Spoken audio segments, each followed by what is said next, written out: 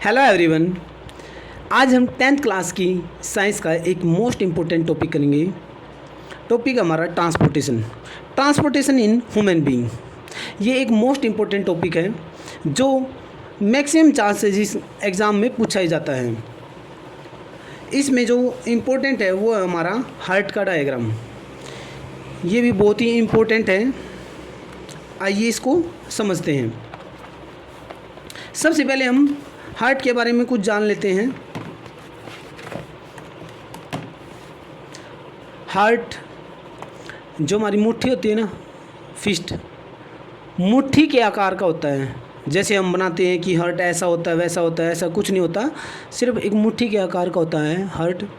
Heart is only as big as our fist. और heart एक muscular organ है located in chest cavity tilted toward left lungs. अब आपने कई बार सुना होगा कि हमारा जो हार्ट होता है वो लेफ़्ट साइड में होता है। वो लेफ़्ट साइड में नहीं होता, लेफ़्ट साइड की तरफ टिल्टेड होता, बीच में होता है थोड़ा सा, ठीक है, बीच। जैसे मान लिया ये, ठीक है ना, ये चेस्ट है हमारी ऐसे करके, तो यहाँ पे हार्ट है, ये लेफ़्ट साइड है, तो यहाँ पे हार्ट है, तो वो थोड़ा सा ऐसे करके ऐसे ऐसे होता है कि वो लेफ़्ट साइड में टिल्टेड होता है, लेफ्ट साइड में झुका होता है। It is blood pumping organ.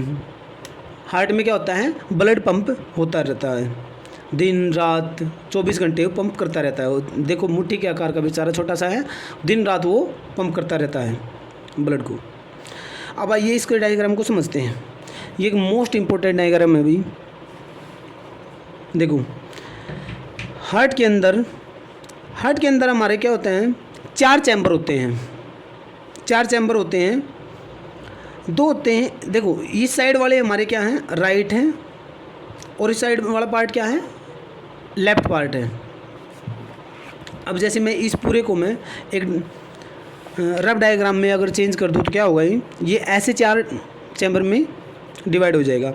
ये क्या हमारे, ये राइट, ये हो जाएगा हमारा, इस साइड वाला हो जाएगा राइट पार्ट, इस साइड वाला हो जाएगा हमारा लेफ्ट पार्ट, ठीक है। ऊपर वाले होते हैं हमारे एट्रियम और नीचे वाले होते हैं हमारे वेंट्रिकल। तो इस साइड वाला क्या हो जाएगा हमारा, ये हो जाएगा राइट एट्रियम और नीचे वाला हो जाएगा राइट वेंट्रिकल। उस साइड वाला लेफ्ट एट्रियम, नीचे वाला left ventricle.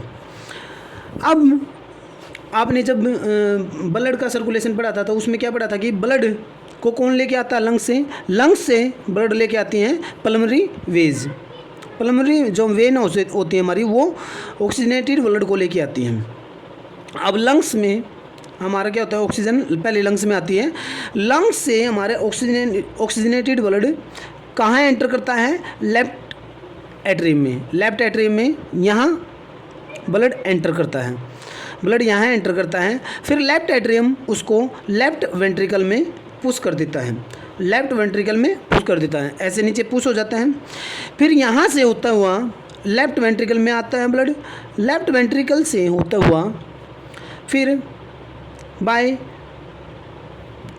Main arteries, aorta से होता हुआ हमारा ऑक्सीजनेटेड ब्लड, क्या है, ऑक्सीजनेटेड ब्लड है, अरोटा से होता हुआ बॉडी ऑर्गन्स में चला जाता है।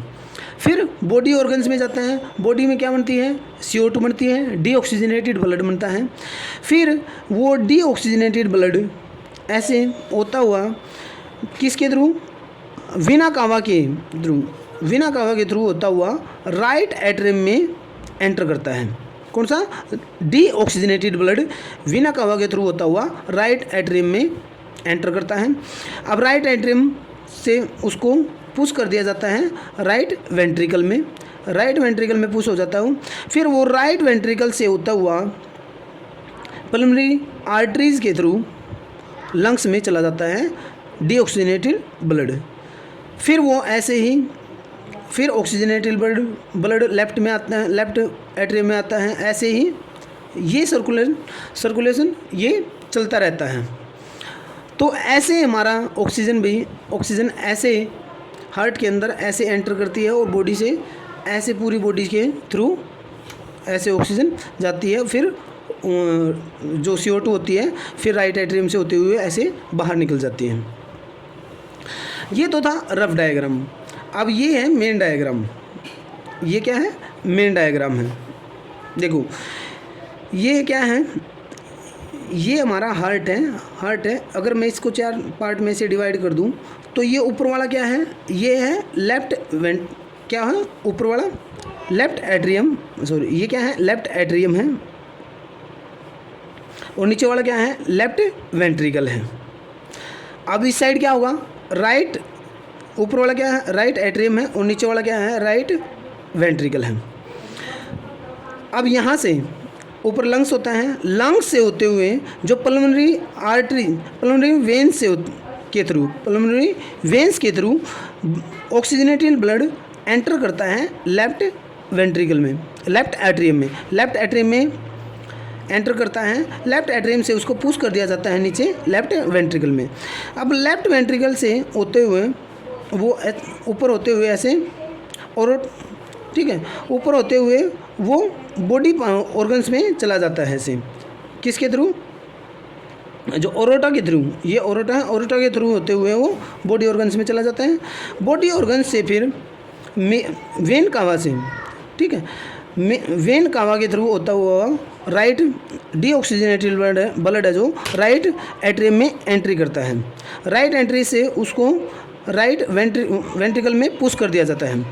अब राइट वेंट्रिकल से होते हुए वो अरोटा के थ्रू होते हुए बाहर निकल जाता है, ठीक है, और ये सर्कुलेशन ऐसे चलता रहता है। तो ये था हमारा आज का डायग्राम। आई होप स्टूडेंट आप अच्छे से समझ गए होंगे। अगर आपको ये अच्छे से नहीं समझ में आया होगा तो हमें ऐसे एग्ज़ाम में क्या करना है, एग्ज़ाम में हमें ऐसे मान लिया एक डायग्राम बनाना है और 4 चैम्बर बनाने हैं उसके अंदर, right atrium, left atrium, right ventricle और लेफ्ट वेंट्रिकल, ठीक है। ऊपर लंग्स बनाना है, ठीक है। लंग्स से कौन लेके आएंगी, पल्मोनरी वेन्स, पल्मोनरी वेन्स किसको लेके आएंगे, ऑक्सीजनेटेड ब्लड को किसके अंदर एंटर करेगा, लेफ्ट एट्रियम में। ऐसे आपको दिखाना है, ऑक्सीजनेटेड ब्लड लेफ्ट एट्रियम में एंटर किया, फिर लेफ्ट वेंट्रिकल में उसको पुश कर दिया जाएगा। लेफ्ट वेंट्रिकल से वो अरोटा से होता हुआ, अरोटा के थ्रू होता हुआ वो बॉडी ऑर्गन्स में पहुंच जाएगा। किस में पहुंच जाएगा, बॉडी ऑर्गन्स में। बॉडी ऑर्गन्स में क्या होगा, अपनी बॉडी में क्या बनती है, CO2 बनती है। अब डीऑक्सीजनेटेड ब्लड, जो CO2 ब्लड रिच ब्लड होता है उसको डीऑक्सीजनेटेड ब्लड बोलते हैं। वो वीना कावा के थ्रू होता हुआ वो राइट एट्रियम में एंटर करता है। अब राइट एट्रियम से उसको, राइट एट्रियम से राइट वेंट्रिकल में उसको पुश कर दिया जाता है। फिर वो पल्मोनरी आर्टरीज से होते हुए वो लंग्स में पहुंच जाता है दोबारा, और ये प्रोसेस ऐसे चलती रहती है। ओके स्टूडेंट, आई होप आप अच्छे से समझ गए होंगे। Thanks for watching video.